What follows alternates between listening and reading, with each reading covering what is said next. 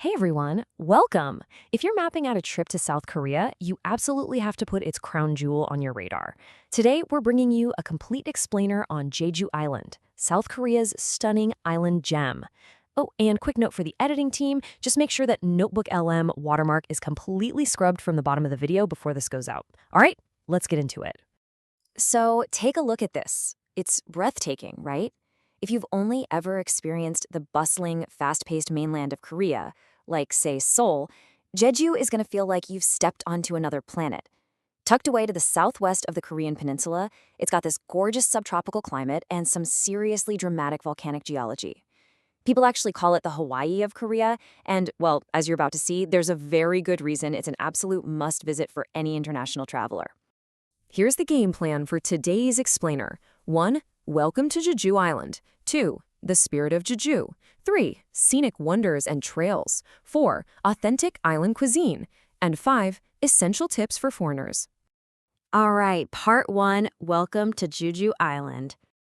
Okay, so here's the thing you really need to know right off the bat. Jeju is incredibly unique. I mean, on a global scale. It actually holds this super prestigious UNESCO Triple Crown. We're talking a Biosphere Reserve designation in 2002, World Natural Heritage in 2007, and a Global Geopark in 2010. Get this, it is literally the only place in the entire world to hold all 3 of those honors at the exact same time. So yeah, you're not just hitting up a nice beach here, you're stepping into a globally protected ecological marvel. Moving on to part 2, the spirit of Jeju. To really get Jeju, you've got to wrap your head around this concept called samda, which translates to the 3 abundances. Historically, Jeju had way too much of 3 things. First, sakda, meaning rocks, thanks to all that volcanic activity. Second, pungda, or fierce winds, because the island sits right in the crosshairs of typhoons. And third, yoda, an abundance of women, mostly because so many men were tragically lost to the rough seas. Now, these 3 harsh elements actually forged this incredibly resilient, tough lifestyle. You might have heard of the Hanyo, those amazing, diligent women divers who literally battle wild waves to hand-catch seafood. They are pretty much the living, breathing symbol of that unyielding Jeju spirit. But then there's the flip side to that, right? And it's fascinating. It's called Samu, or the 3 non-existences. Because the islanders had to rely so heavily on each other just to survive those harsh conditions, interdependence became everything. As a result, historically, Jeju had no thieves, no beggars, and, get this, no gates. People just valued their honor way too much to steal from a neighbor. If you left the house, you didn't lock up. You literally just dropped a simple log across your entrance, and everybody knew you were out. It's just a beautiful look at how tight-knit their culture was. Now, while you're wandering around, you're definitely going to bump into this guy. Meet the Dollar Rubung, which means stone grandfather.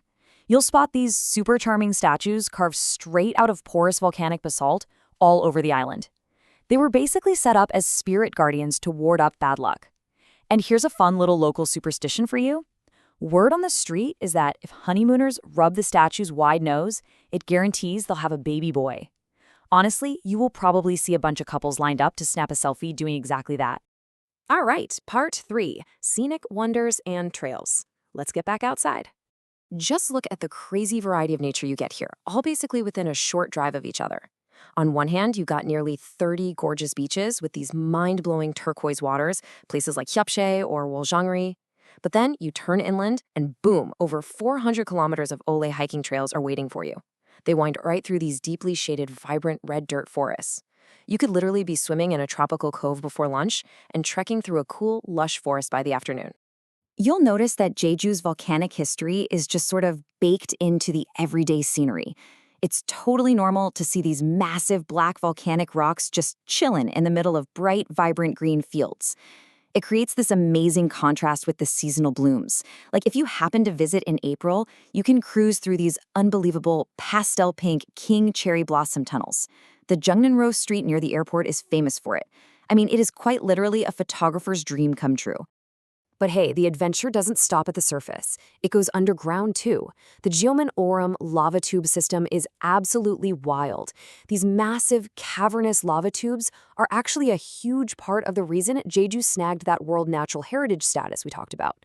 When you're walking through them, it honestly feels like you're stepping back in time, right into the very geological veins of the planet.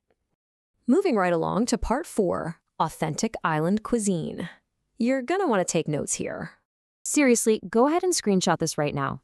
Food on Jeju is a totally different ballgame compared to the mainland. Number 1 on the hit list, black pork barbecue. It's an incredibly savory regional specialty, and they often grill it right on a slab of volcanic stone before you dip it in this rich, salty anchovy sauce. It is so good. Also, if you're a seafood fan, the Haemul ramyeon is legendary. Think a massive bowl of ramen overflowing with fresh crab and mussels, usually slurped down at a table right on the beach. Do not skip the fresh abalone stone pot rice either. And to top it all off, grab some omegi-dok. It's a really unique local dessert, a rice cake made from glutinous millet and sweet red bean paste. And we definitely can't talk about Jeju without mentioning its incredible coastal cafe culture. The shoreline is just dotted with these perfectly designed, super aesthetic cafes facing the water. It is the ultimate way to recharge. You just grab a specialty coffee, maybe a fresh pastry, sink into a beanbag chair on the patio, and listen to the waves crashing up against those black volcanic rocks. Nothing beats it. Okay, finally, part 5, essential tips for foreigners. Let's talk logistics.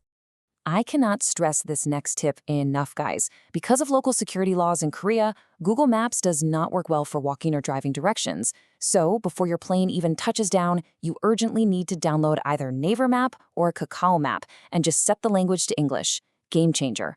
Second thing, grab a T-Money card from any convenience store the second you arrive. It's a rechargeable transit card. You just tap it when you hop on and off the buses, and it makes getting around an absolute breeze. And speaking of getting around, it's actually super easy here. If you're planning to rent a car, just keep in mind you definitely need an international driving permit, and usually they want to see over a year of driving experience. But hey, if you don't want to drive, don't even worry about it. The city buses here are top tier. They use dedicated fast lanes, so they completely bypass traffic, and get this, they all have free Wi-Fi, so you can easily stay connected and post those photos while you ride to your next stop. Lastly, if you ever run into a language barrier, just remember that Jeju is incredibly welcoming to tourists. If you find yourself stuck trying to communicate with a taxi driver or ordering at a local spot, you actually have access to free 24-hour interpretation helplines. Just dial 1330 for general tourist info or 1588-5644 for instant translation help. They're real lifesavers, so definitely keep those numbers saved in your phone. So, we've got the apps downloaded, the food picked out, and the itinerary set. The only question left is, which piece of Jeju Island's breathtaking landscape or deep culture are you going to explore first? Are you heading straight down into the ancient lava cubes, hiking those towering coastal cliffs, or making a beeline for that incredible black pork barbecue?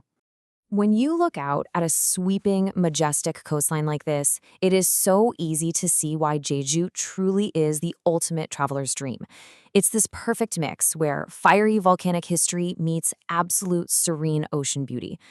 Thank you so much for hanging out with us for this explainer. We sincerely hope it helps you plan the trip of a lifetime to South Korea's beautiful island of sky and sea. Safe travels, everyone.